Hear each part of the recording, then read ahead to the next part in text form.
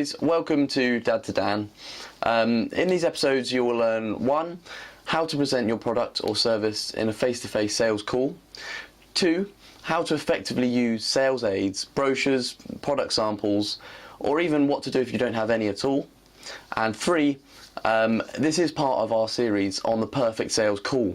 So follow the link below and you'll be able to see the whole video stream. So this is going to be a series of 5 short videos. The first video is going to be the basics, what you need to do, what your thinking needs to be about when you do a face-to-face sales presentation. The second video will be on when you use a sales aid. The first one will be a brochure. How do you effectively use a brochure to add some colour and some visuality to the presentation? Thirdly, it's going to be samples. You've got some product samples and you're using those. How do you use those? How do you keep control of them and sort of the customers are getting hold of them and playing around with them? Fourth, we're going to say, well, what if you've got nothing? You've got no visual aid to help you in your sales presentation. What are you going to do then? How can you create a vision for the customer of your product? And then the fifth one was really how do you use tablets and computers, modern technology? How can you use that a similar way you do with a brochure?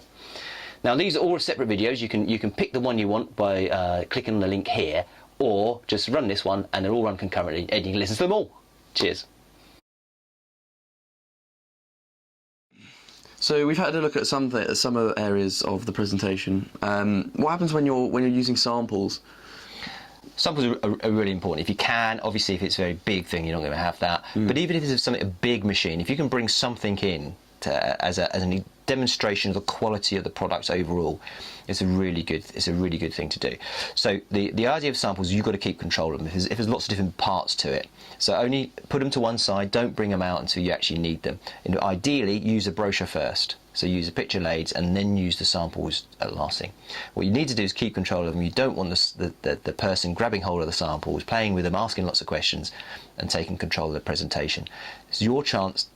You know, your focus should be on presenting the key features and benefits of the product, and you can't do that if the person's asking you loads of questions and putting you off your guard. So keep control of the samples, but the key thing is to show, because they're tactile, that's what samples are, that's what you've got them. Yeah. You want the person to touch them actually, but it just means that when. So you've got to show them something, how heavy, how light, depending on the quality feel, the roughness, the smoothness, the way things connect to each other.